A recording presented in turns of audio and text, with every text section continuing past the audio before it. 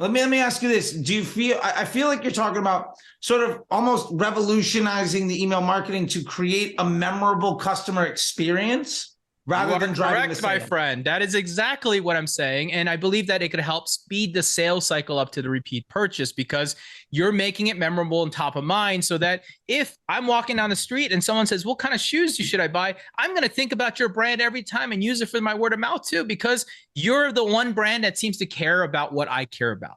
And that's really all it is, man. You think about yourself. I always say, put yourself in retail, man. You walk around the store. You don't walk around the women's section. You walk around the men's section every time you walk in and you look around, right? Yeah. And then they ask you if you want help on the men's section. The ladies section doesn't come over and ask you for help, right? Yeah. You got to figure out how to do it digitally, and you just can't do it without data. So you use data to help prop it up, but then you use behavior to actually drive that effect, right? So like that's the idea really behind is like, the way the playbook's done, everybody's doing it. It's nobody's feeling special anymore. It's no longer special. Before, a welcome email was kind of special because it was welcome and you're like, oh, they know I bought something. But now it's like expected, right? Yeah. Everything. No, I expect a 10-day drip on something. Like that's what I'm saying. So if you get that, then what are you going to do? You're going to expect it, right? I mean, it's the same thing I tell people, like, stop sending coupons when they first buy. That's the craziest thing you could do. How about you just send instructions? Or UGC on why the product's so good or what they bought is so cool. God, it would be so much nicer. Actually, I had a company, it's like a spray paint company that we bought some card thing for, and they sent me instructions on the first email. And it was, dude, I loved it. I was like, oh, that's how you use it. Got me even more excited about the product coming. I love that. Yeah. Yeah. Because now it's getting you excited and it's that memorable experience you're talking about. I think, and then now I'm going to talk about it. If someone says, where should I buy? I'm going to be like these guys because they have good instructions. Yeah. Yeah, absolutely. Like, you know, there's a saying in professional sports. I was talking to you about how I'm in this like dynasty fantasy football. Yeah. I love this idea. This dynasty. Yeah. Yeah. Dynasty is fun, man. I now like can't even get myself like I do one like normal league a year, but like the dynasty, I'm like I think I've got 30 some odd trades pending, but I gotta go bother these guys to do it. Anyway, the point with that is like.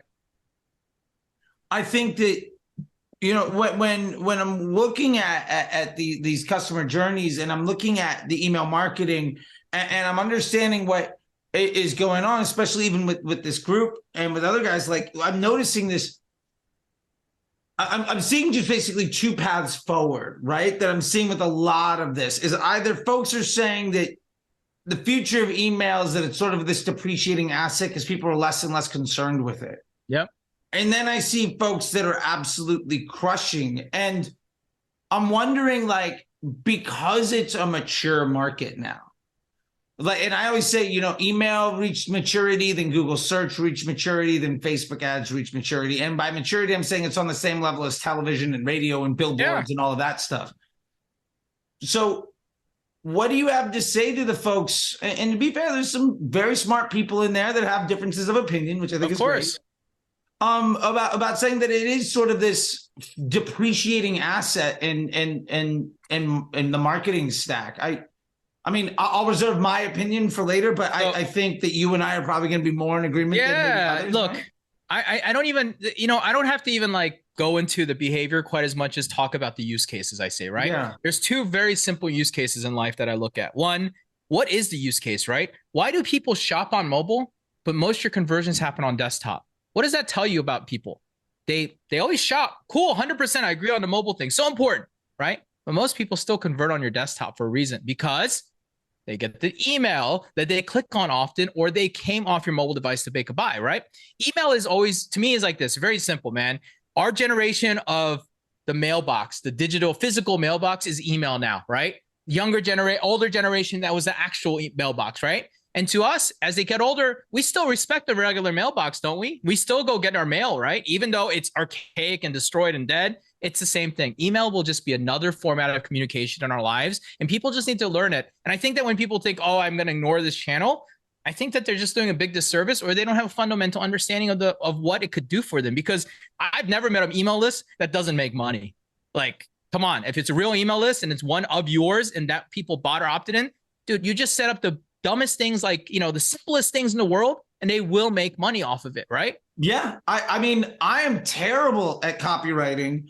I'm a really bad creative like that's not what I'm good at all. But and I ignored my list for about a year and a half.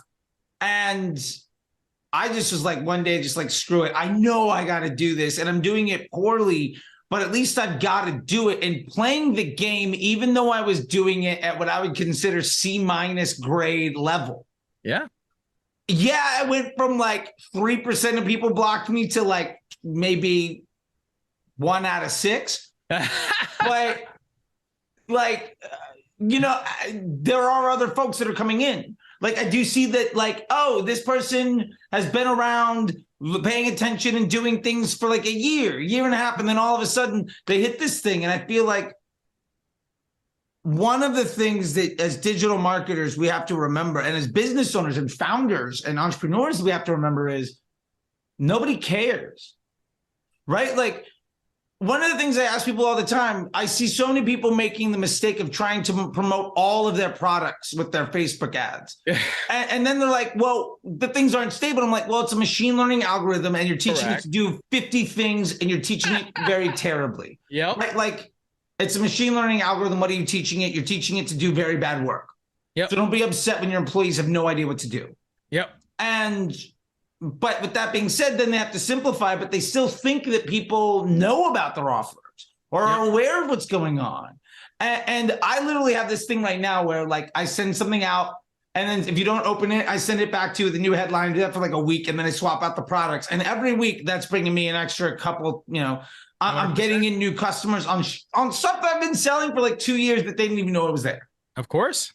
And I get it, right? That's the problem, though. The business owner generally wants to throw it all out there and get it all out there. And as jobs as marketers is that we have to constrain that and control it, focus it, and do one CTA, one product, one focus. Like, I know it sucks to only show one of your 100,000 products you have, but reality is, unless that one hits, none of the 100,000 is going to matter. How about you work on your upsell funnels and your post-purchase funnels, right? Yeah. Then you can get them to come back and buy for more, right? That's all the dream. I think that's just I need it now. Remember the short-term mentality? That's really the problem there, right? It. I think you're absolutely right. And to be fair, something that I tell people is like, Jordan's represents like a fraction of a percent of Nike's overall sales. Chevrolet doesn't sell very many Corvettes. No, not at all. You know what I mean? Like the Big Mac is not the #1 selling product at McDonald's. But what you use to market and what you use to get people to buy are two very different things. And with that in mind, with the idea of maybe sort of like I like to think of you kind of spearheading this thing of like an email marketing revolution. The more and more I talk to you versus some of the other folks that I see. And I don't believe it should be led. I know that I'm leading it as a software guy and all that good stuff, but like, I don't believe it should be led by me. I hope someone will start carrying this forward and realizing the revolution of like, it's time to change, guys. And there's a whole SMS channel. There's all these other data points that are coming in from everywhere in the world. Let's use it to be smarter about it and just drive better stuff for people, like as humans. So with that being said, like strategically, where do you think it works best? And where do you need it versus maybe potentially not? Like if I wanted to say the 80-20 rule, and I'm a big believer in you can't move mountains if you're worried about the pebbles. What we were just talking about there, that's the way that I like to phrase that. What is that 80%? Or how can I find that? Or in your experience, where is it that when it works best? And why do I need to focus on that versus some of the other stuff I feel like we've covered, but I don't know when to apply that tool? Yeah, I think it's when you get to a place where you believe that you're stood up and things are running at operational, like my basic flows are running and my newsletters are running. Now it's time to say, how do I optimize this experience, right? Get your base engine running and then optimize, right? And so optimization for me is very simple. It's understanding your business. You already understand. Let's be honest. You only have certain products that are the top sellers. You focus on those top sellers because you need to keep pushing those top sellers, right? You need to speed the sale up. So you mark those as the sales. Those are your CTA and focuses. And then you use that as your top of the funnel net, right? You advertise for these things. If they click on it, they're interested, and you drive them down unique funnels, you get their intent signals and you market towards them. It's optimization post what you've already set up. And it's the next layer of how do I take that extra 20%, 30%, 50% of my revenue and boost it up without over messaging and messaging with people that want the message, right? True personalization, in my opinion. This is what I say, like all these damn things, first party, all this thing that people talk about, all great. And you should use them. But the one personalization point that's most real is the click, because man, when's the last time you clicked on something you didn't want to click on? You don't. Yeah, right. I love that. Yeah, like that's the ultimate opt-in, right? Yeah. You're not only opening the email, you've read it, you've liked it, and you've clicked on it, but then they don't purchase. We talk about 1-2% conversion rates. Well, what about all those other 98%? Why didn't they buy? Yeah. Well, maybe because they got their dog barked at them, or they lost their wallet, or they had to go to work. Man, yeah. It would be really nice if I didn't email them tomorrow with, something completely different off the wall, because now I forgot. Humans, we're like goldfish. We forget these things just like this, man. Yeah. Like maybe, somebody called you out in the meeting, you had to put your phone down. Maybe the light turned green. Like there's a million reasons. Dude, you could be at dinner and you got an SMS, you click on, you're like, yeah, I want that 20%. And wife gives you that death stare. You know what I'm talking about. Yeah. Phone down. And then guess what happens? You forget. 100%. Right? And if you had an email waiting for you when you got home saying, hey, don't forget to make that purchase of that click you just made, like, oh shit, yeah, I did want to make that purchase. Just moving the buying cycle faster, staying in front of them, making them feel like you are their personal machine in front of them, right? Yeah, no, I love it. So with all this being said, I think let's try to turn this into some actionability for some. Sure. Folks. How do we create the perfect email marketing system for the business, even at a rudimentary level? Say I've got nothing other than I've got a newsletter that maybe 20% of people open and 1% of them actually click on. And I'm sending out emails to promote the next thing that I'm selling on. And that's where I'm at. Because asking for a friend, what would we do at that place to get better? So I do one very simple thing. I'd identify what products sell most on my store and what I generally target, right? And I would simply add a tag, right? A tag, like an identification, whatever it is called on every one of those links that they can click on to help me start to understand immediately the data around what they're clicking on. And that's going to give you a pattern. And suddenly you're going to say, holy shit, most of my people click on product A, right? And so when you see that, you're going to go ahead and create a little funnel, a product A funnel. And if they click on product A, you're going to exclude them from your campaigns for the next week or two. And you're going to go ahead and give them a step-by-step, one day, maybe a couple days later, you're going to hit them up, but you're going to literally remind them of the click and the product and the categories of those products. And you're just going to stay focused on it. And then if after 5-6 days, they don't make a purchase, you're going to let them come back into the top of the funnel where you're sending your campaigns. Think about that. I love that. Yeah. So for instance, let me give you a use case. If I'm sending a newsletter once a week, not once a day. Whew, no, my assistant doesn't have that much time. Yeah. So let's say, I was talking about how I'm sending these emails for 5 or 6 days around a product, and each week I switch that product up. Yeah. Let me apply that to kind of what you're saying is if I know that I can do that, and if you open that email, then I won't send it to you the next day. If we're to say that if that link was in the newsletter, because I put links to a whole bunch of stuff in the newsletter, and I built out that 5 or 6 day flow, and I've kind of figured out the open rates because I've run them. Yeah. So if somebody clicks on that in the newsletter for the next week, they're just primarily going to be exposed to only the flow of that one thing if they haven't seen it before. And now each week I'm basically product testing a new sales funnel for each link inside of my click. And I'm not going to get it on week 1, but after 6 months, I'm going to have literally everything automated.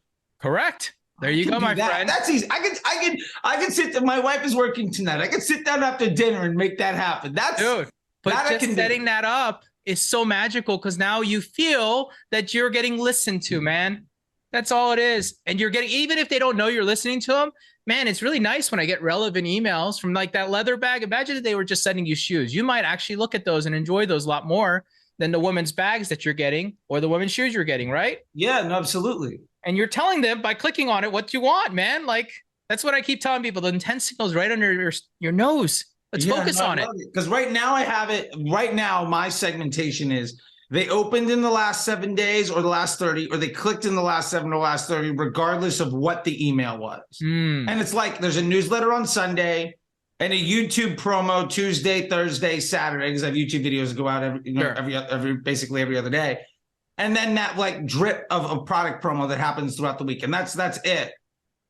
But because I was trying to focus on listening to the deliverability side of I'm going to send all the emails I like to the people that have clicked and people that haven't. I think that may be helping, but I could also go one step further and just say, can I just give you a quick clicked tip? on any of these things, I'm going to show you this other thing. Open it up a little bit more. Your segment's a little tight, man. A little bit tight.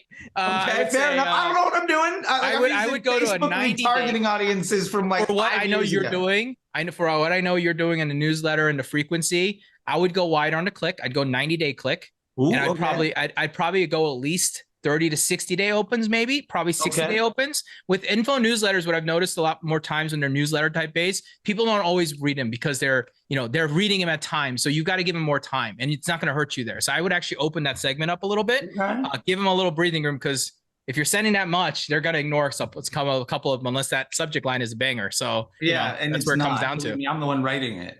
So you got to curse for it or something. I don't know. Yeah, I use ChatGPT to give me things, and I go to vidIQ keyword thing, and then I basically match to see what headline would work as a YouTube video. And anyone that that comes in over like a 70, I'm like, cool, I'm gonna just run with that. And to be fair, that has worked better than me doing it. Okay, well then we've got human versus AI. We've tested it here today, and I'm qualifying the AI against indexing against YouTube, which is better than me at least going about it, because I am not the copywriter by any means.